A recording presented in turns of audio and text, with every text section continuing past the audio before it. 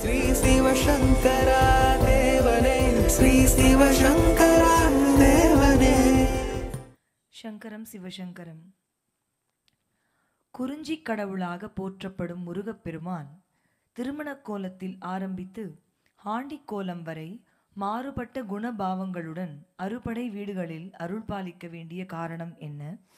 ஒவ்வொரு கோயில் கருவறையிலும் வெவ்வேறு உத்தம ஆத்மாக்கள் ஒடுங்கியுள்ள நிலையில் அறுபடை வீடுகள், திவ்ய தேசங்கள், பாடல் பெற்ற ஸ்தலங்கள் என்று குறிப்பிட்ட ஸ்தலங்கள் மட்டும் போற்றப்படுவது ஏன் என்று தாங்கள் தெளிவுபடுத்துமாறு கேட்டோம். நீங்கள் பார்க்குற யாருமே ஆகாசிலிருந்து குச்சி வந்த கடவுளுங்க இல்லை. நீங்கள் பார்க்குற ராமர், கிருஷ்ணர், இயேசு, புத்தர், சாய்பாபா, ராகவேந்தர் எல்லாம் உங்களை மாதிரி என்ன மாதிரி இந்த உலகத்தில் வந்தவங்க தான். இப்போ வையத்துள் வாழ்வாங்கு வாழ்ந்து வானுரையும் தெய்வ நிலையை எட்ட முடியுங்கிறதுக்கு இவங்க எல்லாமே உதாரணம். ஒரு தசரதன் இருக்கான், அவனுடைய 3 மனைவிகளுக்கு ராமலட்சுமண பரதசரதனுக்கு இருக்காங்க. இன்றைக்கி ராமர் கடவுள், அவருக்கு பெரிய பெரிய கோயிலெலாம் கட்டி எல்லா இடத்துலையும் வச்சுருக்காங்க. அப்போ உங்களுக்கே தெரியுது இல்லையா, அவர் ரிஷேசருங்க மகர்ஷி கொடுத்த பாயசத்தை குடித்து அந்த யாகத்தை புஷ்கர காமேஷ் யாகத்தில் பிறந்தவங்க தான் இவங்கெல்லாம். இப்படி இந்த உலகத்தில் நீங்கள் இப்போ கிருஷ்ணர் உங்களுக்கே தெரியும், ஜெயிலில் கம்சன் வச்சுருந்தான். வசுதேவனுக்கும் தேவகிக்கும் பிறந்து யசோதையினால் வளர்க்கப்பட்டவர் மனுஷன் தானே. மாட்டுத் தொழுவத்தில் மரியாளுக்கும் ஜோசப்புக்கும் பிறந்தவர் தானே இன்றைக்கி இயேசு கிறிஸ்து. அப்படி நீ யாரை வேணா எடுத்துக்கோ. ராகவேந்தர் இங்கே தானே புவனகிரி, சிதம்பரம் பக்கத்தில் புவனகிரியில் ஒரு மாதவ பிராமண குடும்பத்தில் பிறந்தவர். ஸோ யாருமே இந்த உலகத்தில் ஆகாசத்துலேருந்து குதிக்கிறது கிடையாது. இது நீங்கள் தெரிஞ்சிக்க வேண்டிய ஒரு விஷயம்.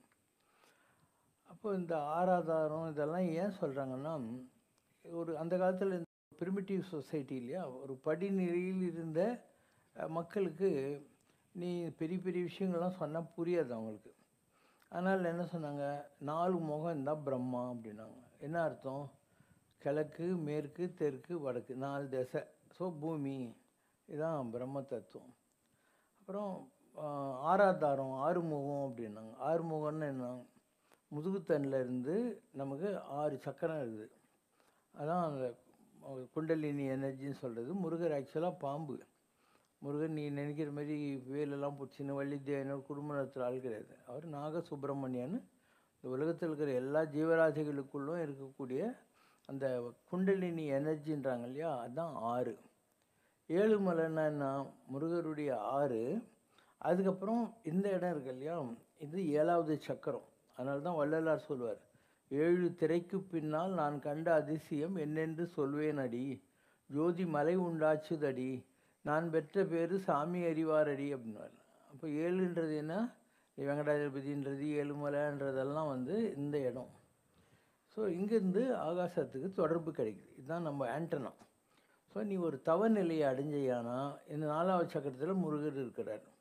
இந்த இடத்துலேருந்து இந்த இடத்துல அம்பாள் இருக்கா, பராசக்தின்ற சக்தி. இந்த இடத்துல சிவன் இருக்கார். இதுக்கு மேலே நீயே ஜோதி ஆகிடுற, ஆகாசத்துக்கும் உனக்கும் தொடர்பு கிடைக்கும். அப்போ உனக்கு ஏதாவது வேணும்னு கண்ண முடியானா அவங்க சொல்லுவாங்க. அதே மாதிரி அவங்களுக்கு இந்த உலகத்தில் ஏதாவது வேலை இருந்தால் உங்கள்கிட்ட சொல்லுவாங்க. இதுதான் வாழ்க்கைன்றது.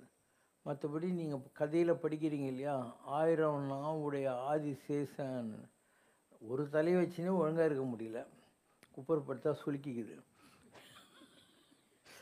1000 தலைகளை வச்சுன்னு ஒரு ஆதிசேஷன் என்ன பண்ண முடியும் உலகத்தில்? அதுக்கு என்ன அர்த்தம்? நமக்கு இந்த இடத்துல முட்டைக்கோஸ் மாதிரி ஒன்று இருக்குது தலையில், அதுதான் சஹஸ்ராரம்னு சொல்கிறது. அதில் 1000 நரம்பு பாயிண்ட்ஸு, நெர்வ் சென்டர்ஸ்ன்றாங்க இல்லையா, அதுதான் அவங்க ஆதிசேஷன் சொல்கிறது. நம்ம யாருக்குமே கூட ஒரு 100ல் 14 பங்கு தான் இங்கே வேலை செய்யுது. மீது 86 பங்கு யாரும் யூஸ் பண்ணுறதே கிடையாது உலகத்தில். ஈவன் பெரிய நியூட்டன் மாதிரி விஞ்ஞானிகளே they consume only 14% of their inherent knowledge. 86 is getting wasted. So மிக பரவலாக இருந்த ஒரு காலம். மக்கள்லாம் ஒரு காட்டில் கேட்டில் வச்சுன்னு இல்லை, அதுக்கப்புறம் கொஞ்சம் ஆடு மாடுகளை மேய்ச்சிக்கிட்டு ஊராக சுற்றிக்கின்னு இருந்த ஒரு காலத்தில் பெரிய விஷயங்களை அவங்களுக்கு சொன்னால் புரியாதுங்கிறதுனால இப்படியெல்லாம் சொன்னாங்க. அதனால் நம்ம அதையே கட்டின்னு அழுதுன்னுக்கிறோம். இதெல்லாம் கிடையவே கிடையாது. நீ மேலே வா, அதுக்கு மேலே. அதனால் உண்மை என்னென்னா, இந்த உலகத்தில் ஒவ்வொரு பிறவாக வருது. அது சிங்கிள் செல்லுலார் டு மல்டி செல்லுலார்ன்றாங்க. இப்போ நீ இட்லி மாவு அரைக்கிற, அதில் ஈஸ்ட் இருக்குது. அது 2 நாளில் 1 நாள்லேயே செத்து போகுது. இந்த மாதிரி உலகத்தில் பிறந்து சாகிறது கூட ஒரு ஒரு கணக்கு இருக்குது. சிலதெல்லாம் 12 வருஷத்தில் இறந்து போயிடும். மனுஷன் மிஞ்சி போனால் 100 வருஷம் இருப்பான் இல்லையா? மேக்ஸிமம் உலகத்தீரே வயது 100 அல்ல அப்படின்வாங்க. 100க்கு மேலே இருந்தவங்க ரொம்ப ரேரு. அப்படியே இருந்தான்னு சொன்னால் கூட அது எது கிராமத்தில் அவங்கன்னா எழுதி வச்சுக்கிறாங்களா என்ன, இவங்க வந்து இவ்வளோ வருஷம் ஆச்சு அவ்வளோ வருஷம் ஆச்சு, ரங்குனில் குண்டு போட்ட போது பிறந்தவங்க எதான ஒரு கணக்கு சொல்லுவாங்க. 100 கணக்கு. அதனால் வேறு எந்த ஜீவராசிகளுக்கும் அறிவு கிடையாது, அதுக்கு உணர்வு தான். அது ஏதோ சாப்பிடும், குட்டி போடும், ஒரு நாளைக்கு செத்து போடும். அதுக்கு ஒரு ஆயுசு இருக்குது. இந்த மனுஷங்க தான் இல்லையா, இவன் தான் வந்து படைப்பில் இன்றைக்கி உள்ளதில் பெரிய நிலை வந்திருக்கான். அதனால் இவனுக்கு தான் இந்த 6வது அறிவு கொடுத்துருக்காரு கடவுள். பகுத்தறியறது, எது நல்லது எது கெட்டது அப்படிங்கிறது இவனுக்கு கொடுத்துருக்காரு. அந்த அறிவை வச்சுக்கிட்டு இந்த உலகத்தில் மண்ணில் நல்ல வண்ணம் வாழலாம், செல்கதிக்கு யாதும் குறைவில்லை கண்டாயங்கிற மாதிரி எப்படி வாழணுங்கிறதுக்கு நம்ம பெரியவங்க எல்லாம் எழுதி வச்சுக்கிறாங்க, பாட்டு எழுதி வச்சுக்கிறாங்க, புராணம் கதை இதெல்லாம் அதுக்காக தான். எப்படி நன்றியோடு இருக்கிறது அன்றதுக்கு செஞ்சோற்று கடன், கும்பகர்ணன் அந்த மாதிரி ஒரு கேரக்டர் பண்ணுவாங்க, கர்ணன் அப்படி பண்ணுவாங்க. இப்படி ஒவ்வொன்றுத்துக்கும் ஒரு ஒரு கேரக்டரை வச்சு நம்ம கதை தான் இதெல்லாம். நீங்கள் சின்ன வயசில் படிச்சிருப்பீங்க, ஒரு இடத்துல 4 மேய்ஞ்சி நின்றுச்சு 4 மாடு. அப்போது ஒரு நரி வந்து 4 பேருக்கும் பிரித்து சண்டை மூட்டிட்டு ஒன்று அடிச்சு சாப்பிட்டு வச்சுன்னு கடைசியில் என்ன சொல்லுவாங்க, ஒன்றுபட்டால் ஒன்று வாழ்வே, united we stand, divided we fall, what is the moral of the story அப்படின்னா இப்படி சொல்லுவாங்க. எந்த இடத்துல 4 மாடு இருந்துச்சு, எங்கே ஓனாய் வந்துச்சு, இதெல்லாம் உனக்கு புரியறதுக்காக சொல்கிறது. அதனால் இந்த கதைங்களை கட்டிக்கிட்டு நம்ம கருத்தை விட்டுட்டோம் இல்லையா? இப்போ ஹரிச்சந்திரன் கதைக்குது, எவ்வளோ கஷ்டப்பட்டாலையும் உண்மையை பேசணுன்றது தான் ஹரிச்சந்திரன் கதை. பொண்டாட்டி போச்சு, பதி இழந்தனம், பாலனை இழந்தனம், எல்லாம் போய் சுடுகாட்டில் தோட்டியாகிறான் ஹரிச்சந்திர ராஜா. சந்திரமுகியே வந்து குழந்தைக்கு போய் அது எரிக்கணும்னா துட்டு கொடுன்னு கேட்குறான். அவன் பொண்டாட்டின்னு அப்போ தான் கழுத்தில் இருக்கிற தாலியை பார்த்து தான் கண்டுபிடிக்கிறான் அவன். இந்த கதையை எதுக்கு சொல்கிறாங்க, நீங்கள் எவ்வளோ சோதனை வந்தாலையும் நேர்மையாக இருக்கணும், உண்மையை பேசணும் அப்படின்ட்டு. ஸோ ஒருத்தனுக்கு ஹரிச்சந்திரன் கதையெல்லாம் கேட்டோடனே மறுநாள் என்ன புரிஞ்சுதுடா அவனுக்கு இந்த கதையில் என்னங்களாம், தப்பி தவறி கூட உண்மையை பேசக்கூடாது அப்படின்னு அப்படியே உள்டாவை புரிஞ்சுக்கிறோம். அதனால் இந்த கதைங்க இதெல்லாம் வந்து வளர்ந்து கொண்டிருந்த ஒரு நாகரிக வளர்ச்சியின் படிநிலைகளில் இருந்த மனிதர்களுக்கு சில தத்துவங்களை சொல்வதற்காக சொல்லப்பட்டவை. இதில் உனக்கு சந்தேகமே வேண்டியதில்லை. இந்த உலகத்தில் எந்த ஒரு கடவுளும் ஆகாசிலிருந்து குச்சி மயில் மேலே வர்றதும் கிடையாது, எருது மேலே உட்காந்துன்னுக்கிறதும் கிடையாது, சிங்கவாகனத்தில் உட்கார்றதும் கிடையாது. இதெல்லாம் வந்து ஒரு தத்துவங்கள். அந்த அந்த எனர்ஜின்னு சொல்கிறேன் இல்லையா, உலகத்தில் இப்போ காற்று இருக்குது, அது ஒரு எனர்ஜி, எல்லார் மூக்குள்ளேயும் போயின்னு வந்துன்னு தான். அதே மாதிரி தண்ணி ஒரு எனர்ஜி, ஆகாசம் ஒரு எனர்ஜி, நெருப்பு, நீர், சூரியன், சந்திரன், நட்சத்திரங்கள் எல்லாம் ஒளி. இப்போ நீ கூட இந்த நிலையை அடையலாம். உலகுயிர் திரளலாம் ஒளி நெறி பெற்றிட அப்படின்னு ராமலிங்க வள்ளலார் சொல்கிறார். எல்லாரும் என்ன, ஜோதி சுயம் ஜோதி பரம், நமக்குள்ளேயே அந்த ஜோதி இருக்குது. அப்போது அந்த ஜோதி எப்படி வெளியே கொண்டாடுறது, தவம் செய்யணும். நற்றவத்தவர் உள்ளிருந்து ஓங்கும் நமச்சிவாயனே, நல்ல தவம் செய்தவர்களுக்கு உள்ளே இருந்து வரக்கூடிய ஜோதி தான் சிவன் சொல்லக்கூடியது. அப்போ அந்த ஜோதி இல்லாத ஆளே உலகத்தில் கிடையாது, நம்ம எல்லார்கிட்டையுமே அந்த ஜோதி இருக்குது. அப்போ தவம் செய்யணும். தவம்னா என்ன, ஏதோ தாடி வச்சுன்னு கையில் வாத்து ஓட்டுற குச்சி வச்சின்னு கோயில் இதில் காட்டில் போய் உட்காந்துக்கிறது இல்லை, அது மாதிரிலாம் உட்காரவே தேவையில்லை. இந்த உலகத்தில் நல்லதும் வரும் கெட்டதும் வரும், ரெண்டுத்தையும் பார்க்கணும். அது இப்போ உனக்கு ஒரு வாந்தி வந்தால் எடுக்கிற, பேதி வந்தால் ஓடுற, அந்த மாதிரி ஒரு வாழ்க்கையில் வர்ற சுகம் சோகம் ரெண்டுமே அனுபவிக்கிறதுக்காக தான் வந்துக்குது. அதனால் நீ அனுபவி, எவ்வளோ வந்தாலும் எதுவும் கெட்டு போகாது, கவலைப்படாது. நீ முன்னர் நமது இச்சையினால் பிறந்தோம் இல்லை, முதல் இடை கடை நம் வசத்தில் இல்லை. நாம் ஒன்றும் டிசைட் பண்ணிக்கின்னு இந்த உலகத்தில் பிறக்கிறதும் இல்லை. பாஸ்ட்டு, ப்ரெசண்ட்டு, ஃப்யூச்சர் இந்த மூணும் நம்ம கண்ட்ரோலில் கிடையவே கிடையாது. ஏற்கனவே நிர்ணயம் ஆயிடுச்சு. இந்த உலகத்தில் இது ஒரு நாடகம். இந்த நாடகத்தில் சில நேரங்களில் உனக்கு சிரிக்கிற வேஷம், சில நேரம் அழுகிற வேஷம், சில நேரம் காதல், சில நேரம் கல்யாணம், இப்படி வரிசையாக வந்துருந்தாங்க. அனுபவங்கள் தான் வாழ்க்கை. ஆதிசங்கரர் கேள்வி கேட்குறாரு, கிம்சாரே சம்சாரா அப்படிங்கிறது, இந்த வாழ்க்கையினுடைய சாரம் என்ன அப்படின்னு. அதுக்கு என்ன தெரியுமா பதில், சம்சாரே சாரா. ஒரு ஆரஞ்சு பழங்குது, ஆரஞ்சு பழன்றது என்ன, அதில் புளிஞ்சு வர்ற ஜூஸ், அந்த மாதிரி இந்த வாழ்க்கை என்ற பழத்தில் வரக்கூடிய பலவிதமான அனுபவங்களுடைய ஜூஸ் இல்லையா, அதுதான் வாழ்க்கை. சம்சாரே சாராங்கிற மாதிரி.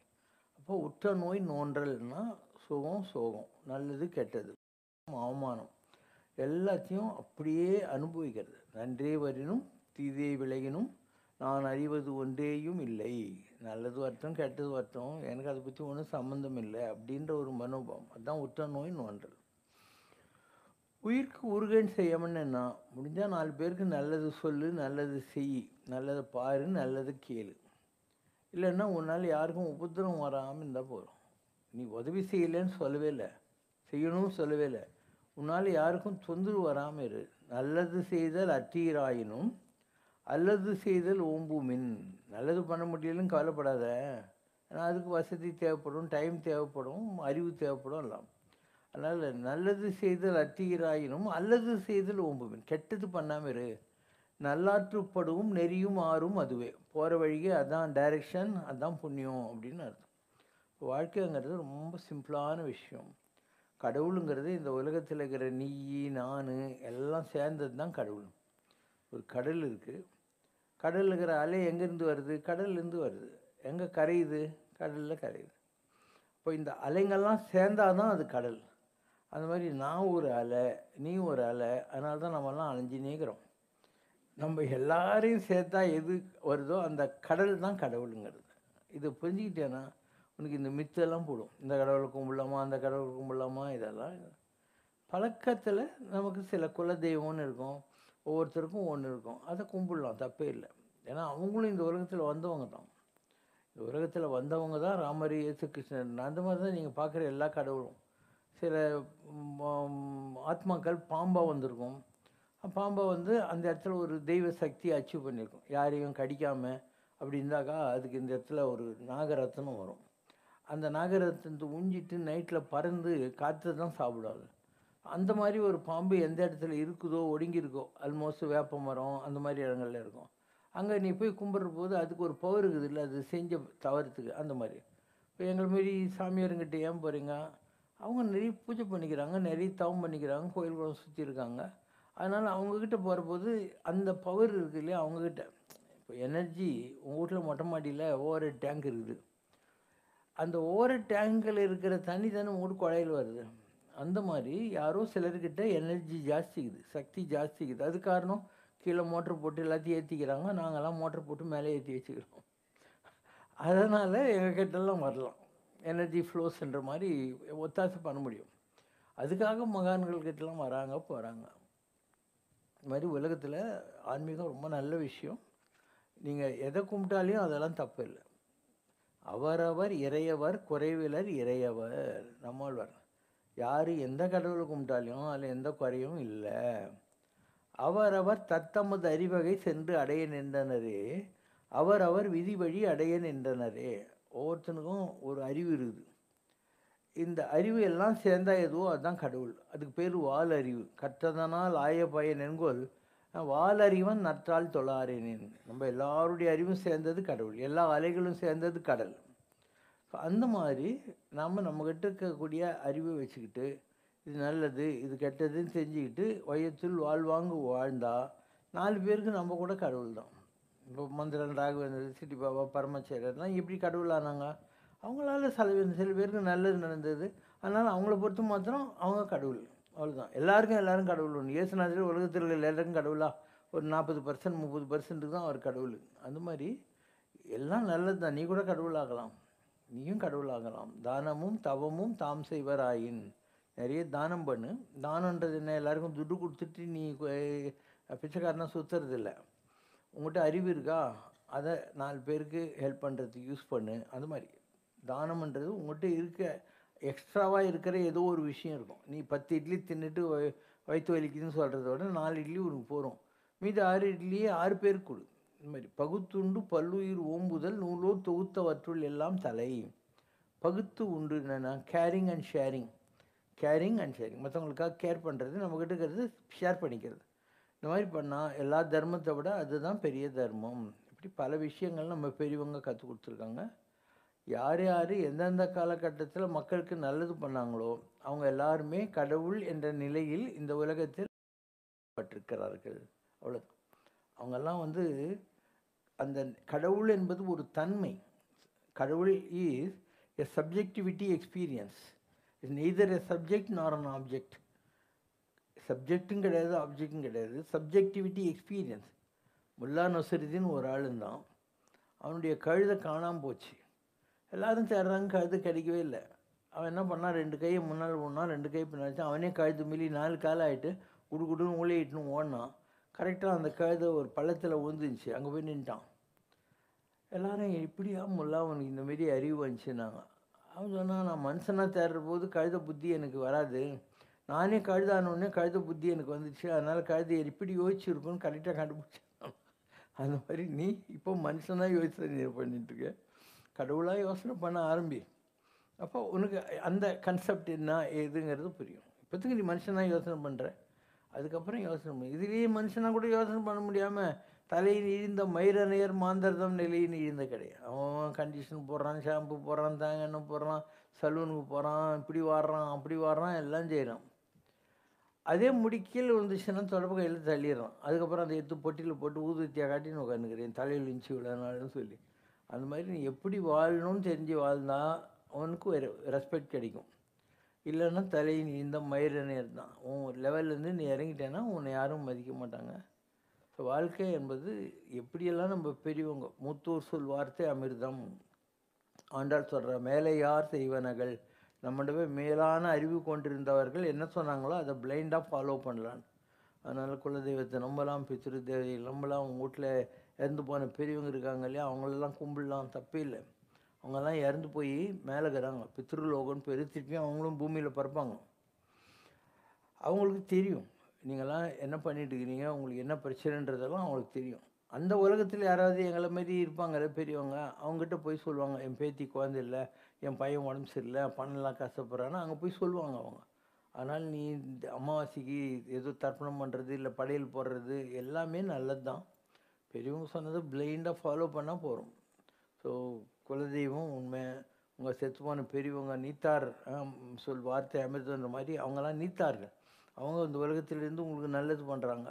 இந்த 33 கோடி தேவர்கள் யார், நீங்களே தான். அந்த மாதிரி ஜனங்களில் யார் 500 கோடி ஜனங்க இது உலகத்தில், அதில் 33 கோடி பேர் தேவர்கள் ஆகிறாங்க. அவங்க தான் இந்த நம்மளை ஆள்றது, மழை காற்று எல்லாத்துக்கும் அவங்க தான் வந்து டிபார்ட்மெண்ட் வைக்கிறாங்க. ஸோ எல்லாம் பெரியவங்க சொன்னதெல்லாம் உண்மை தான். உங்களுக்கு புரிஞ்சாலும் சரி புரியலனாலும் சரி அதெல்லாம் அப்படியே பிளைண்டாக நீங்கள் ஃபாலோ பண்ணிங்கன்னா உருப்பட்டுருவீங்க.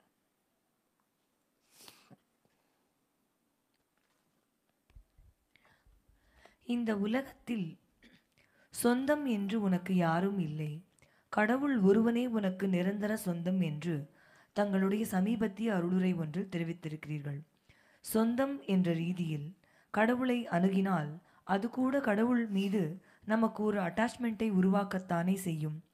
பல மகான்கள் கடவுள் மீது இருந்த தீவிர பற்றுதலோடு கடவுளை அடைந்திருக்கும் நிலையில் திருமூலர் சொல்லும் ஈசனோடாயிரும் ஆசையருமின் என்ற நிலைப்பாடு இயேசு கிறிஸ்துவுக்கு வேண்டுமானால் சாத்தியப்பட்டிருக்கலாமே தவிர கடவுளே கதி என்று இருக்கிற ஒரு சாதாரண பக்தனுக்கு அந்த நிலை சாத்தியப்படுமா? முதல் பாயிண்ட், இந்த உலகத்தில் இருக்கிற சொந்தம் பந்தம்.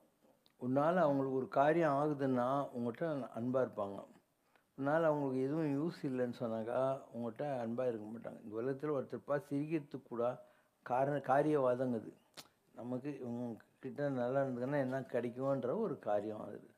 அதனால் உலகத்தில் நீ பார்க்குற சொந்த பந்தம்லாம் வந்து பொய்ன்றது எது சொல்கிறேன்னா, ஒரு வீட்டில் ஒரு 2 அண்ணன் தம்பிக்கிறாங்க, 2 அக்கா தங்கச்சி இருக்கிறாங்க. அதில் அம்மா அப்பாவே இந்த காலத்தில் ஒருத்தர்கிட்ட ஜாஸ்தி ஒருத்தர்கிட்ட கம்மி இந்த மாதிரிலாம் பண்ணுறாங்க.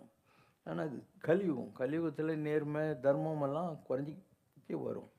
அதனால் சொந்தம்னு நீ நினச்சி எல்லார்கிட்டையும் ஏமாந்து போகக்கூடாதுன்றதுனால தான் நம்ம சொல்கிறோம். வீடு வரை உறவு, வீதி வரை மனைவி, காடு வரை பிள்ளை, கடைசி வரை யாரும் இல்லை. அப்போது ஒருத்தன் செத்து விட்டான்னா வீட்டில் வந்து யார் சொந்த பந்தம்லாம் வந்து அழுது நிற்கிற மாதிரி இருப்பாங்க கொஞ்ச நேரத்துக்கு.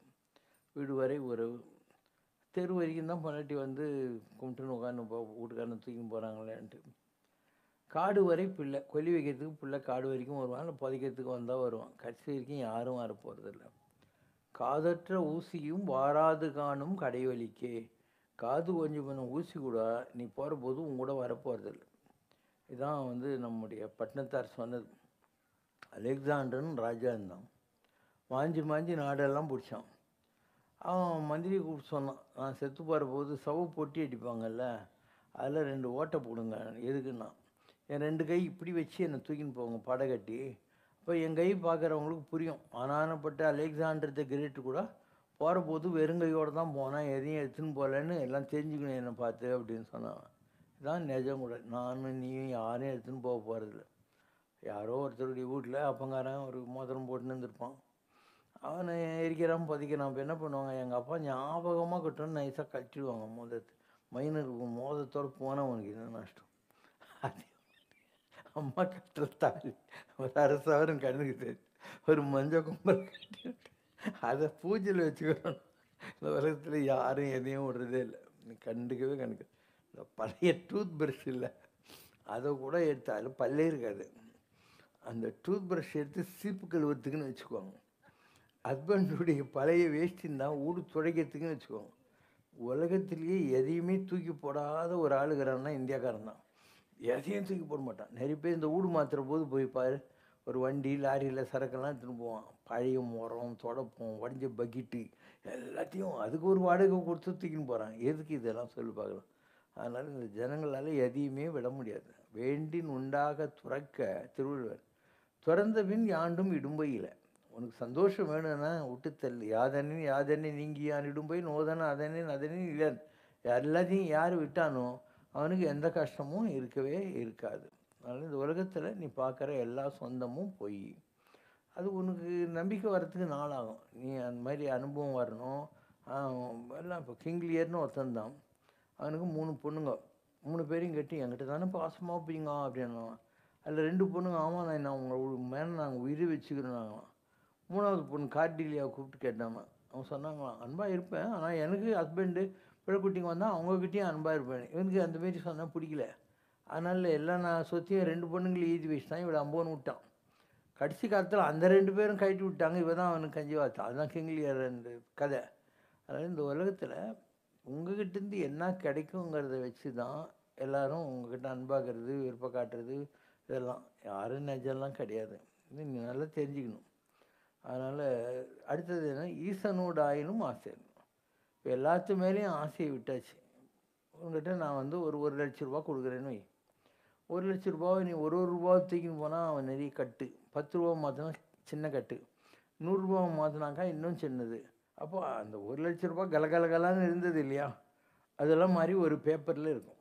ரமணர் இருக்கிறாரு, அவர் பேர் வெங்கட்ராமன். மதுரையை விட்டு அப்பாவை தேடி போகிறேன்னு திருவண்ணாமலைக்கு வர்றாரு. திருவண்ணாமலைக்கு வர்றபோது முருகர் ஒரு முஸ்லீம் ராவுத்தர் மாதிரி வந்து முஸ்லீம் பாய் மாதிரி வர்றாரு. வேலூருக்கு போகாத, அங்கே கால்ரா பிள்ளைக்கெல்லாங்குது, விழுப்புரத்தில் இறங்கிடு, விழுப்புரத்துலேருந்து திருவண்ணாமலை கிட்ட தான்ன்றார். இறங்கிட்டு ஒரு நைட்டில் அந்த கோயிலில் போய் படுத்துக்கிறாரு. காலையில் கோயில் பிரசாதம் கொஞ்சம் சாப்பிட்றாரு. அங்கேருந்து திருவண்ணாமலைக்கு போகணுமே, அதனால் அவர் காதில் இருந்து ஒரே ஒரு கடுக்கன்தான். அந்த கடுக்கன் அந்த கோயில் ஐயர்கிட்ட கொடுத்துட்டு, எனக்கு திருவண்ணாமலைக்கு பஸ் சார்ஜ் கொடுங்கன்னு. அந்த ஆள் பஸ் சார்ஜ் கொடுத்துட்டு சீட்டு ஒரு கடுக்கான் அடமானம் எவ்வளோ ரூபா கொடுத்துருக்கேன்னு. இவர் வெளியே வர்றாரு. நம்ம தான் எல்லாத்தையும் விட்டு வந்துட்டோம், இன்னும் எதுக்கு இந்த ரசீது வச்சுக்கிட்டு என்ன பண்ண போனால் அதையும் கீச்சு போட்டார். அந்த மாதிரி எல்லா ஆசையும் விட்டுனே வா. எல்லா ஆசையும் விடு. மற்றும் பற்று இன்றி நின் பாதமே பாவித்தேன், பெற்றத்தால் பிறந்தேன் இனி பிறவா வரம் எய்துவேன். எல்லா ஆசையும் சுருக்கி சுருக்கி டிடி மாதிரி கடவுள் மேலே ஆசைன்ற ஒரே ஒரு எண்ணத்தை வச்சுக்கோ. லாஸ்ட்டாக அதையும் தூக்கி போடு. ஆசை அருமின் ஆசை அருமின் ஈசனோடு ஆயினும் ஆசை அருமின். கடவுள் மேலே இருக்கிற ஆசையை கூட தூக்கி போடணும். ஒரு இயேசுநாதர் இருந்தார். அவருக்கு எல்லாரும் சமுதாயத்துக்கு காது கொடுத்துருந்தேன், இல்லாதவனுக்கு காது கொடுத்தாரு, முடவனை நடக்க வச்சார், பேபிசாஸ் ஓட்டினார், செத்தவனு கூட எழுப்பி காட்டினார். இந்த புறம்போக்கெல்லாம் சேர்ந்து அவரை சிலுவையில் போட்டாங்களாம். அப்போ கூட அவருடைய நல்ல புத்தி அவர் விட்டு போவே இல்லை. பிதாவே இவர்களை மன்னியும் அப்படிங்கிற, இவங்களெல்லாம் மன்னிச்சிரு, இவர்கள் செய்வது இன்னதென்று அறிகலாது செய்கிறார்கள். Father forgive them for they know not what they டூங்கிறார். அப்போ கூட அவராக அந்த கெட்ட புத்தி வரமாட்டேன்னு. லாஸ்ட்டில் தண்ணி கேட்குறாரு. இடுப்பில் இருக்கிற துணி கீழே விழ போகுது. அவங்க தண்ணி கூட கொடுக்காம இப்படி கதை பண்ணுறாங்களா, அதை பார்த்து உடஞ்சி போகிறாரு. பிதாவே என்னை ஏன் கைவிட்டீர்? Father why have you forsaken me அப்படின்னு. அப்போ தான் அந்த உயிர் பிரியுது. அதனால் அந்த மாதிரி இந்த உடம்புலேருந்து இந்த ஒளியை பிரிக்கிறதுக்கு எந்த எண்ணமும் இருக்கக்கூடாது. கடவுள் மேலே கூட எண்ணம் இருக்கக்கூடாது. அதுதான் நான் சொல்கிறேன் ஈசனோடு ஆயணுமன்ற மாதிரி. காது கடுக்கனை வச்சு ரசீதை கீழ்ச்சி போட்ட மாதிரி கடவுள் மேலே இருந்த அந்த லாஸ்ட் தாட்டை கூட விட்டு என்னை ஏன் கைவிட்ட அப்படின்னு சொல்லி ஏசு கேட்ட மாதிரி நீ அந்த எண்ணத்தையும் விட வேண்டியிருக்கும். கடவுள் மேலே இருக்கிற ஆசையை கூட விட வேண்டியிருக்கும். அப்போ இந்த கூட்டில் இருந்து பிரிஞ்சு போயிடும். விட்டு விட போகுது உயிர், சுற்று விட போகுது சுற்றம். உயிர் போச்சுன்னு எல்லாரும் வந்து நான் இன்னும் பாடி எடுக்கலையான்னுவாங்க. முசாமல்யார் எடுக்கலையா, ராமசாமி கவுண்டர் எடுக்கலையான்னு சொல்ல போகிறாங்க. பாடி எடுக்கலையானோ அதுக்கப்புறம் நீ பாடி தான், பிகாஸ் யூ ஆர் நோ படி. யாராக இருந்தாலும் அப்படிதான். அது இன்னும் சொல்ல போனால் அந்த வீட்டில் இருக்கிறவங்களே கூட எப்போ எடுப்பாங்கன்னு தான் இருப்பாங்க. ஏன்னா பணத்தை வச்சுக்கிட்டு வாழ்நாள் பூரா குடும்பமாக நடத்த முடியும். ஏதோ ஒரு சினிமா கூட வந்துச்சு, அதில் அவங்க அம்மா இறந்து போனால் அதை வச்சு ஜீவன் ஏதோ ஒரு சினிமா ராம் அந்த மாதிரிலாம் நீங்கள் வச்சுக்குவீங்களா? அதனால் யாராக இருந்தாலும் தூக்கி போய் போட்டுருவாங்க. சும்மா இருக்கிற வரைக்கும் ஓகே. அதனால் இயேசுவே அந்த மாதிரி தான் எல்லா எண்ணத்தையும் விட்டாருன்னா நீ மாத்திரம் என்ன பல்பா, உன்னையும் எல்லாத்தையும் விட வேண்டியிருக்கும் ஒரு நாளைக்கு. இப்போது சம்ரஷ்னால ஒரு பாட்டு இருக்குது, சொந்தம் என்றால். சொந்தம் என்றால் சிவசங்கரம் தான், ஸ்வர்க்கம் என்றால் சம்ரக்ஷணதான். எந்த ஊர் யாரோ நீ ஏது மதம் என்று கேட்காத பேரன்பாலேதான். சிந்தையில் ஞானம் விதைப்பவன்தான், சீர்திருத்தி களை எடுப்பவன்தான். நல்ல கண்டு முதல் செய்பவன் தான், நாளும் உயர உழைப்பவன் இது ஒரு தான். பாட்டா சம்ரஷ்னால. இன்னொரு பாட்டு இருக்குது, சொந்தம் என்று நம்பி வந்தேன் சோட்டாணி கரையம்மா. சொந்தமென்று நம்பி வந்தேன் சோட்டானி கரையம்மா, உன் சுடர் விழியின் பார்வை பட்டால் இடரேதும் வருமோ அம்மா. இன்னொரு பாட்டு இருக்குது, வந்ததேது சென்றதேது என்றும் நான் இருந்தபோது என்று சங்கம் மோதுகின்ற சங்கரா.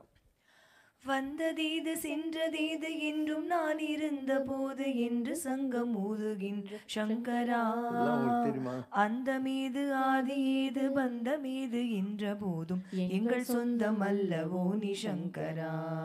ஓகே, இப்போ ஆல் தீஸ் சாங்ஸ் சோட்டாணி கரையம்மான்னு நம்பலான், இல்லை சிவசங்கர் பாபாவை நம்பலான்னு. எதுக்காக நம்பலான்னு சொல்கிறோம்னா, எனக்கு ஒன்றால் ஆக வேண்டிய வேலை ஒன்று. எனக்கு யாராலும் எதோ ஆகணுமா, நானே வசதியாக தாங்கிறேன். இல்லை, எனக்கு எந்த பிரச்சனையுமே இல்லை, நான் ரொம்ப வசதியாக இருக்கிறேன். அண்டு எந்த எண்ணமுமே எனக்கு கிடையாது, என் மைண்டு பிளாங்க்கு. நான் ஒரு 1996 என் மனைவி மகளெல்லாம் அமெரிக்காவுக்கு உபயோகித்து விட்டேன். எனக்கு சொந்தம் கிடையாது, பந்தம் கிடையாது. நான் சொந்தமேது பந்தமேது என்றும் நான் இருந்த போதுன்னா அதுதான் அர்த்தம். இப்போ இங்கே இருக்கிற யாராவது எனக்கு சொந்தமா, நீயே சொல்லி பார்க்கலாம். எல்லாம் நம்பி வந்தீங்க. ஸோ உங்களுக்கெல்லாம் ஏதோ ஒரு வகையில் நல்லது சொல்லிக்கிட்டு இருக்கேன், நல்லது செஞ்சுக்கிட்டு இருக்கேன். உங்கள்கிட்டருந்து எனக்கு ஆக வேண்டிய வேலை ஒன்றுமே இல்லை. இது ரெண்டாவது பாயிண்ட். இதுலேயும் பார்ஷியாலிட்டி இருக்காது. புதுசாக வந்தாலையும் அதே தான், என்கிட்ட 30 வருஷமாக இருந்தாலையும் அதே தான். ரெண்டு பேரும் ஒரு மாதிரி தான் நடத்துவேன். இதுதான் எஸ், எத்துணையும் பேதம் உறாது. யாருக்கிட்டையும் எந்த பார்ஷியாலிட்டி காட்டக்கூடாது. எத்துணையும் பேதம் உறாது, எவ்வுயிரும் தம்முயிர் போர் எண்ணி ஒத்துரிமை உடையவராய் உகக்கின்றார் யாவர், அவர் உளம்தான் சித்த சத்துருவாய் எம்பெருமான் நடம்புரியும் இடமென நான் தெளிந்தேன். அத்தகு வித்தகர் சேவடிக்கு சேவை செய்ய சிந்தை மிக விழைந்ததாலே. வள்ளலர். என்ன அர்த்தம்? எந்த பாஷை இல்லை. மழை பெய்யுது, மழை இது சாக்கடை, இங்கே நான் பெஞ்சா வேஸ்ட் ஆகிடுன்னு பெய்யாம விட்ருமா? வயல் இங்கே ஜாஸ்தி பெஞ்சால் பயிர் வரும்னு நினச்சிக்குமா? அந்த மாதிரி காற்று இங்கே இருக்கிற எல்லார் மூக்குலேயும் ஒரே மாதிரி போயிட்டு ஒரே மாதிரி வரும். இவங்களுக்கு 1/2 கிலோ ஜாஸ்தி, அவங்களுக்கு 1/2 கிலோ கம்மின்னு பாராது இல்லையா? அந்த மாதிரி யார் எந்த ஒரு பேதமும் காட்டாமல் எல்லார்கிட்டையும் ஒரே மாதிரி நடக்கிறான் இல்லையா? அங்கே தான் நடராஜனுடைய டான்ஸ் நடந்துருக்குறான். அந்த மாதிரி யாராவது இருந்தால் அவங்களுக்குள்ள கடவுள் இருக்கார். அந்த நிலையை அடையிறது கஷ்டம். ஏன்னா அவங்கவுங்களுக்கு ஒரு குரூப் ஃபோட்டோ எடுத்தால் கூட அதில் மூஞ்சி நல்லாக்குதான்னு பார்ப்பேன். சுயநலம்தான் வாழ்க்கை. எனது பெண்டு எனது பிள்ளை என்று சொல்லுகிற சிறியதொரு கடுகு உள்ளம்ன்றார் பாரதிதாஸ். எம்படாட்டி எம்பளை கொட்டிங்கன்னா கடுகு மாதிரி உள்ளமா. என்ன பண்ணணும்னா, தொல்லுலக மக்களெல்லாம் ஒன்றே என்னும் தாயுள்ளம் தனியுள்ளம் தனிலென்றோ இன்பம் இன்பம். உலகத்தில் எல்லாரும் எங்களுக்கு வேண்டியவங்க, யாதும் ஊரே யாவரும் கேளீர் அப்படின்னா அந்த வாழ்க்கையை வாழ்கிறது எல்லாராலையும் முடியுமா? இதுதான் உங்களுக்கும் எங்களுக்கும் உள்ள வித்தியாசம். உங்களுக்கு ஒரு எதிர்பார்ப்பு இருக்குது, எங்களுக்கு எந்த எதிர்பார்ப்பும் இல்லை. இந்த வேலையை கடவுள் கொடுத்துக்கிறான். எல்லாமே கடவுளால் நடக்குது. இப்போ இவ்வளோ நல்ல இடம் கொடுத்துக்கிறாரு கடவுள், ஒரு கோயில் கொடுத்துக்கிறாரு, இவ்வளோ கோயில் கட்டிக்கணும், இவ்வளோ நல்ல இடங்குது. எதுக்கும் யாரையும் நம்பி நாம் இல்லை. நல்லா யோசனை பண்ணு. அப்போ இதெல்லாம் யார் கொடுக்குறான்? கடவுள் கொடுக்குறான். எப்படி கொடுப்பான்? நீ ஒழுங்காக இருந்தால் கொடுப்பான். குடிசெயல் என்னும் ஒருவருக்கு தெய்வம் மடிதற்று தான் முந்துரும். யாராவது உருப்படுறேன்னு சொல்லிட்டா கடவுள் வேஷ்டி மடிச்சு கட்டுன்னு பக்கத்தில் நிற்பானா, உனக்கு எதாவது வேணுமா பாபா அப்படின்னு கேட்டுனே இருப்பானா. அந்த மாதிரி நிலைகள் தான் மகான்குடி நிலை. இயேசுநாதர் இருக்கார். இயேசுநாதருக்கு எந்த சொத்து பத்தும் கிடையாது. ஒரு பறவைக்கு கூட ஒதுங்குவதற்கு ஒரு கூடு இருக்கிறது. கடவுளுடைய பிள்ளையாகி இயேசுவுக்கு தலை வைத்து படுப்பதற்கு ஒரு செங்கல் அளவு இடமும் இல்லை என்று தான் பைபிள். நல்ல யோசனை பண்ண. அப்படி இருந்த இயேசுநாதர் அவர் எல்லோரும் சிலுவையில் போட்டானுங்களா. அதுக்கப்புறம் 400 வருஷம் அவருடைய சிஷ்யங்கள்லாம் கஷ்டப்பட்டு அந்த காலத்தில் ஃப்ரெஞ்சு, போர்ச்சுகீஸு, பிரிட்டிஷ் எல்லாம் பிடிச்சி, டச் எல்லாம் பிடிச்சி, இன்னும் கிறிஸ்துவ மதம் ஒரு 30 to 40% உலகத்தில் வந்துருக்குது. ஒரு புத்தர் வந்தாரா, அவர் உணவில் விஷம் வச்சு கொண்டு போட்டானுங்க. எல்லாரும் அப்படி தான். பூண்டி மகான் இருந்தார். நான் படியலக்கம் வந்தோம்ப்பா, கோடி புனிக்கு ஆள் இல்லைப்பா, கடையப்பட்டு போகிறோம்ப்பா கைலாசத்துக்குன்னாரு. வள்ளலார் வந்தார். என்ன ஒரு வெள்ளத்துண்டை கட்டின்னு சுற்றிருந்தார்ப்பா, கடை விரித்தேன் கொள்வார் இல்லைன்னு சொல்லிட்டு போனார். இந்த உலகம் எந்த ஒரு மகானையும் யூஸ் பண்ணதா சரித்திரமே இல்லை. அப்படியே நாங்கள்லாம் ஏன் பண்ணுகிறோம்? எங்களுக்கு முன்னால் வந்தவங்களை பார்த்தாலும் எங்களுக்கு புத்தி வரணும்ல, இந்த ஜனங்க திருந்த மாட்டானுங்க. எங்கள் நேச்சர் அது, எங்கள் நேச்சர். ஒரு தேள் இருந்துச்சு தண்ணியில், சாமியார் குளிச்சுன்னு இருந்தார். ஐயோ பாவன் அந்த தேளை தூக்குனார், அந்த புட்டுக்குன்னு கொட்டுச்சு, வலிக்குதுன்னு விட்டார். திருப்பியும் தூக்குனார், திருப்பியும் கொட்டுச்சு. பக்கத்தில் கேட்டான், நீ என்ன லூஸாயா, தேள் கொட்டினுக்குது, நீ அதை போய் காப்பாற்றினுக்கிறேன்னு. அப்போ சாமியார் சொன்னாராம், தேளோட குணம் கொட்டுறது, என் குணம் காப்பாற்றுறது. தேள் அதனுடைய குணத்தை விடாது, நான் என் குணத்தை விட மாட்டேன்னாராம். அந்த மாதிரி இருந்தால் நீ ஒரு பாபா ஆகிடுவேன். ஒரு சிவசங்கர் பாபா, ஒரு பரமாச்சாரியார், ஒரு இயேசு புத்தர் ஆகி போயிடுவேன். முடியுமா உன்னால்? இல்லையா? உன்னை யாருன்னா ஒரு வார்த்தை, உன்னை புகழ்ந்து சொன்னால் மூஞ்செல்லாம் ஆன்னு ஆகிப்போகுது. உன்னை யாருன்னா ஒரு வார்த்தை சொன்னால் அவன் மூஞ்சி இப்படி சுருக்குன்னு ஆகிப்போகுது. உன்னால் இன்னும் எதையுமே வெற்றி பெற முடியல. கடமையாவன தன்னை கட்டுதல். ஒவ்வொருத்தனுக்கும் டியூட்டி என்ன தெரியுமா? முதல்ல நீ உன்னை பிடிக்கணும். கோபம், தாபம், வெறுப்பு, காரியவாதம் எல்லாத்தையும் குப்பையில் போட்டு எந்த எதிர்பார்ப்பும் இல்லாமல் வாழ கற்றுக்கணும். எத்தனை கோடி பேரில் ஒருத்தருக்கு இது முடியும்? நீயே சொல்லு. பார்த்து புரியல. நாங்கள்லாம் விட்டோம். அதனால் எங்களுக்கு நாங்கள் கேட்டதெல்லாம் நடக்கும். வேண்டத்தக்கது அறிவோய் நீ, வேண்ட முழுதும் தறிவோய். இது நடக்கணும் அப்படின்னு நாங்கள் கேட்டால் கடவுள் கொடுப்பார்.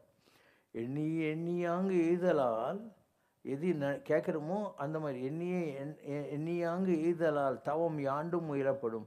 அதுக்காக கடவுளை நினச்சி தவம் பண்ணு அப்படிங்கிறான். வேண்டியாங்கு எய்தலால் தவம் யாண்டும் உயரப்படும். இந்த மாதிரி பல ரூல்ஸ் இருக்குது.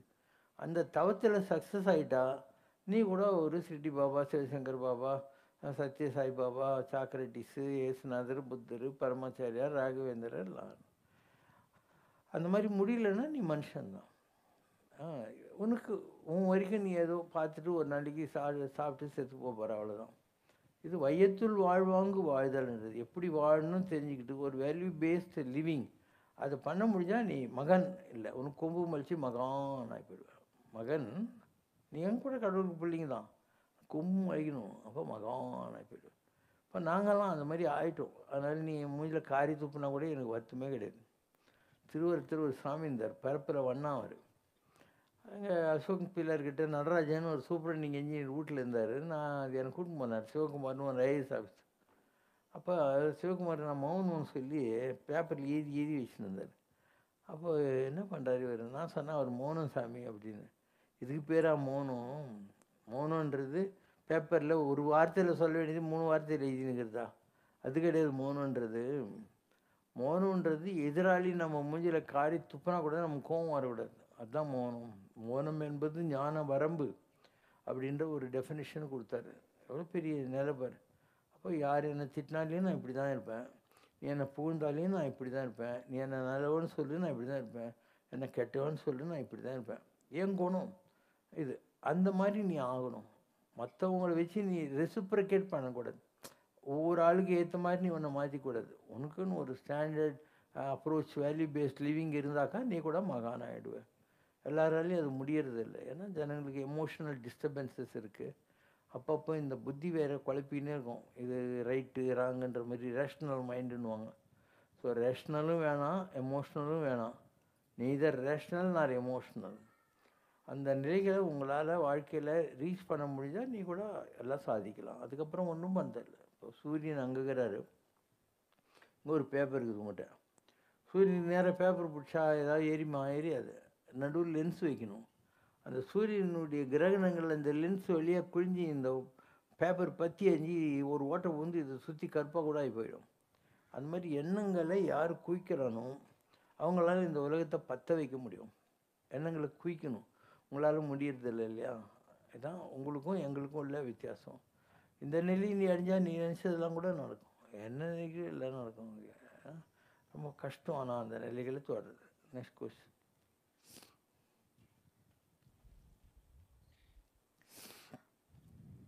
பிறவி என்பது ஒரு மாய பந்தம் என்றும் அதிலிருந்து விடுபட கல்பகோடி வருடங்கள் எல்லா சாஸ்திரங்களும் சொல்லி மனிதர்களை குழப்பிக் கொண்டிருந்த நிலையில் ஒரு 12 வயது பாலகன் சுவாமி ஐயப்பனாக சபரிமலையில் வந்து அமர்ந்து, நான் உங்களுக்கு எளிய முறையில் மோட்சத்தை தருகிறேன் என்ற ஒரு புதிய தத்துவத்தை கொண்டு வந்தான் என்று அருளுரை ஒன்றில் தெரிவித்திருக்கிறீர்கள்.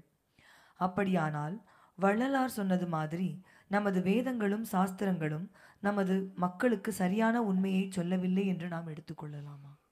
செல்லான் என்ற தவறு சங்கமத்துள் எல்லா பிறப்பும் எடுத்தெடுத்து நான் நிலைத்தேன் தான் ஒவ்வொரு யுகத்திலையும் இருந்த தர்மம். நீங்கள்லாம் இந்த மகாசிவராத்திரி அன்றைக்கி வைகுண்ட அன்னைக்கு இந்த பாம்பு விளையாட்டு விளையாடுறீங்களே, ஏணி பாம்பு. ஸோ தாயம் போட்டு தான் எல்லோரும் ஆரம்பிக்கிறான். சில பேருக்கு ஏணி கிடைக்குது, சில பேருக்கு ஏணி கட்சி பாம்பு விளையாடுவாங்கன்னு இறங்கிடுறான். யாரும் கொஞ்சம் பேர் தான் கேமை முடிக்கிறானுங்க. அந்த மாதிரி நம்ம எல்லோரும் ஒன்றா தான் விளையாடுறோம். சில பேர் வெறும் புண்ணியத்தை மாத்திரம் பண்ணிவிட்டு ஏணியில் ஏறி முடிச்சிடுறாங்க கேமை. நீ விளையாடுறதை வேடிக்கை பார்க்கலாம். சில பேர் ஏறி இறங்கினுங்கிறாங்க. சில பேருக்கு என்ன பண்ணாலையும் பாம்பு வாய் தான் கிடச்சினுக்குது. அந்த மாதிரி இது யாராலையும் டிசைட் பண்ண முடியாது. எப்போ ஏறுறோம், எப்போ இறங்குறோம், எப்போ கேமை முடிப்போம்னு சொல்ல முடியாது. வாழ்க்கை என்பது பரமபதம். இப்படி தான் இருந்தது முதல்ல. இது கலியுகம். கலியுகத்தில் சாராய கிடக்குது, லாட்ரி சீட்டுக்குது, எல்லாம் தாங்குது. ஆனால் இதுலேருந்து எப்படி ஜனங்க தப்பிக்க முடியும்? தவம் பண்ணிக்கிட்டு இருந்த சத்தியுகத்திலையும் ராமர் வாழ்ந்த திரேதாயுகத்திலையும் கிருஷ்ணன் துவாபர யுகத்திலேயே தப்பிக்கிறது கஷ்டம்னா இந்த கலியுகத்தில் எப்படி தப்பிப்பாங்க ஜனங்க? அதனால் கலியுக வரதன்னா கலியுகத்தில் வரம் தரக்கூடியவர்னு அர்த்தம். அதுதான் ஐயப்பசாமி. ஐயப்பசாமி யார்? பாதி சிவன் பாதி நாராயணன், சங்கர நாராயணன், கச்ச பகவான். பகவான் என்பது யார்? சங்கர நாராயண ஆத்ம ஏவ. சங்கரனாகவும் நாராயணனாகவும் இருக்கக்கூடிய ஆத்மாவுக்கு யார் சொந்தக்காரனோ அவன் தான் பகவான். ஐயப்பசாமி யார்? சங்கர நாராயண ஸ்வரூபம். அதுவும் சேர்ந்தது. கலியுகத்துக்கு அவர் தான் தெய்வம். அப்போ அந்த கலியுகத்தில் அவர் என்ன பண்ணுறாரு? நீங்களாம் இந்தமாரி கடையை கட்ட மாட்டீங்க, ஏணியில் ஏறி பாம்பு வாயில் இறங்கி இப்படி தான் கஷ்டப்படுவீங்க. அதனால் ஒரு வழி சொல்கிறேன். 18 படியில் 18 சித்தர்களை உட்கார வச்சிடுறேன். நீங்கள் ஒவ்வொரு தடையும் வருஷத்துக்கு 40 நாள் 48 நாள் விரதம் இருந்தால் போகிறோம். 365 நாள் உங்களால் சாமியாக ஒழுக்கமாக இருக்க முடியாது. அதனால் ஒரு 40லேருந்து 48 நாள் ஒரு மண்டலம் சாமியாக இருங்க. என்ன பெரிய சாமி, கொஞ்சம் கட்டுப்பாட்டோடு இருக்கிறது, சுத்தபத்தமாக இருக்கிறது, கடவுளை கொஞ்சம் ஜாஸ்தி நினைக்கிறது, இவ்வளோ தானே. மற்றபடி நீங்கள் வேலைக்கு போகலாம், பிஸ்னஸில் இருக்கலாம், அதெல்லாம் வேணான்னு சொல்லவே இல்லை கடவுள். அப்படி 48 நாள்லேருந்து ஒரு படி, இப்படி 18 படி ஏறணும். 18 படியில் 18 சித்தர்களை உட்கார வைக்கிறேன். நீ எத்தனை தடவை வர்றியோ அவனுக்கு இன்வென்ட்ரி கண்ட்ரோல் எடுத்துக்கின்னே இருப்பாங்க. 18 படிக்கு மேலே நானே உட்காந்துக்கிறேன். யார்? ஐயப்பசாமி சொல்கிறார். சித்தர், இவங்கெல்லாம் சித்தர்கள். அவர் யார்? சித்தநாதன். ஸோ உட்காந்துக்கிறேன் நான். ஸோ நான் பிளாங்கெட்டாக இப்பயே எழுதி கொடுத்துட்றேன் உங்களுக்கு. யார் 18 மலை ஏறி வந்துடுறீங்களோ அவங்க எல்லாருக்கும் மோட்சம்தான். நீ ஒன்றுமே பண்ணதில்லை. வருஷத்துக்கு 48 நாள் 18 வருஷம் ஒழுங்காந்தியா மலைக்கு வந்துட்டேனாக்கா உனக்கு மோட்சம் கொடுத்துட்றேன்னு சொல்லி உட்காண்டாரு. இதுதான் கலியுகம். இந்த கலியுகத்தில் இந்த ஐயப்பசாமி அந்த வரம் வாங்கின்னு உட்காந்துக்கிறார். மோட்சம் கொடுக்கக்கூடிய சக்தியை சிவங்கிட்ட வாங்கி வச்சிருக்கிறார். Power of attorney. உலகத்தில் லௌகீகமாக இருக்கக்கூடிய வசதிகளை கொடுக்கறதுக்குள்ளது பெருமாள் கிட்ட வாங்கி வச்சிருக்கிறாரு. 2 பவரையும் வச்சுக்கிட்டு அவர் இந்த கலியுகத்தில் கடவுளாக உட்காந்துன்னு இருக்கார். ஒவ்வொரு யுகத்துக்கும் ஒரு கடவுள். திரேதா யுகத்தில் ராமர், துவாபர யுகத்தில் கிருஷ்ணர், அந்த மாதிரி இவர். ஓகே, இந்த கலியுகத்தில் யார் பதவியில் இருக்கிறாங்க? ஐயப்பசாமி இருக்கார். அதனால் இதுக்கு முன்னே இந்த ராமர் கிருஷ்ணர்லாம் இல்லாமல் போகிறதில்ல. அவங்களுக்கு வேறு வேறு தவத்தில் உட்காந்துன்னு இருப்பாங்க. இல்லை கோயிலுங்க கட்டி வச்சுக்கிறீங்களா, அதில் உட்காந்துட்டு நீங்கள் கொடுக்குற பிடிச்சாந்து சாப்பிட்டு அப்படின்னு இருக்கும். இப்போதுக்கு நீ ஐயப்பனை தான் பிடிக்கணும். ஏன்னா அவர் காம்பினேஷன் இந்த ரெண்டையும் பிடிக்க வேண்டியிருக்கும். 2 பவர் சேர்ந்து ஒரு பவர் ஆகுது, அதை பிடிக்க வேண்டியிருக்கும். பிடிச்சா வேலை ஆகிடும். 18 மலைக்கு நீ போயிட்டு வா. சரி, நாங்கள் 18 மலைக்கு போக முடியலை அப்படின்னு சில லேடிஸ் இருப்பாங்க. 12 வயசுலேருந்து மெச்சூரிட்டி முடிகிற வரைக்கும் போக முடியாது இல்லையா? அவங்க என்ன பண்ணணும், சாமியை வீட்டிலே நினைக்கணும். அவங்க வீட்டில் யாருன்னா மலைக்கு போகிறாங்கன்னா அதுக்கு கோஆப்ரேட் பண்ணணும். குழந்தைங்க போகலாம், பெரியவங்க போகலாம், அவ்வளோதானே. ஸோ 18 மலைன்றது பெரிய விஷயம் இல்லை. உனக்கு எப்படியும் 60-70 வயசு இருக்க போகிற, அதில் ஒரு 18 வருஷம் துணிஞ்சு போயிட்டு தான் வா. ஏன்னா ஒரு 2000 ரூபாய் செலவாக போகுது. எவ்வளோ தண்ட செலவு பண்ணுறோம் 18 மலைக்கு. 18 வருஷத்துலேயும் சேர்த்து 30,000-40,000 ரூபாய் தான் ஆக போகுது. பண்ணி தான் தொலைய என்னப்போ. ஸோ இந்த மாதிரி இருந்தால் உனக்கு மோட்சம் கிடச்சிடும். இது தெரியாமல் தான் ஜனங்க வந்து அதை பண்ணுவான், இது பண்ணுவான், அந்த ஜாதகம், இந்த ஜோசியம், இந்த பரிகாரம் இப்படின்னு அலைஞ்சின்னுக்கிறாங்க. எதுவுமே தேவையில்லை. கடவுளை மாத்திரம் நம்பு. இல்லை கடவுள் உனக்குள்ளுக்கிறாரு, நீ ஒன்று நம்பு. நீ கடவுளை நம்பணுன்னு கூட நான் சொல்லலை. ஏன்னா நீ தான் கடவுள். உனக்குள்ளே தான் அந்த ஜோதி இருக்குது. உள் எல்லாம் கடந்து உள்ளே இருக்கிற ஜோதி தான் கடவுள். ஆனால் நீ ஒன்றா நம்பினா கூட போகிறோம். அதுக்கு என்ன பேர்? தன்னம்பிக்கைன்னு பேர். நம்மக்கிட்ட அந்த பவர் இருக்குது. கடவுள் நமக்குள்ளே உட்காந்துக்கிறாரு. மனத்தகத்தான் வாய்மேலான் மனதானை மனதில் என்ற கருத்தானை கருத்தறிந்து முடிப்பான் தானே. ஏதோ ஒன்று. யானைக்கு என்ன தேவை? தும்பிக்கை. மனுஷனுக்கு என்ன தேவை? நம்பிக்கை.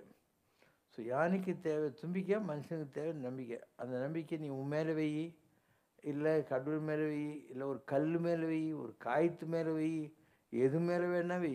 எதுவுமே தப்பு கிடையாது. எது மேலே வேணா வைக்கலாம். நம்பிக்கை தான் வாழ்க்கை.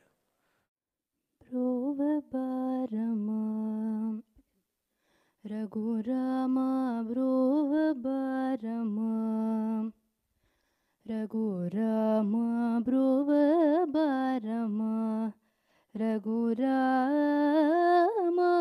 புவனமில்லனி வஹீனனுகனி ப்ரோவபாரமா ரகுராமா புவனமில்லனி வஹீனனுகனி ப்ரோவபாரமா. குறை ஒன்றுமில்லை மறைமூர்த்தி கண்ணா, குறை ஒன்றும் இல்லை கண்ணா, குறை ஒன்றுமில்லை கோவிந்தா.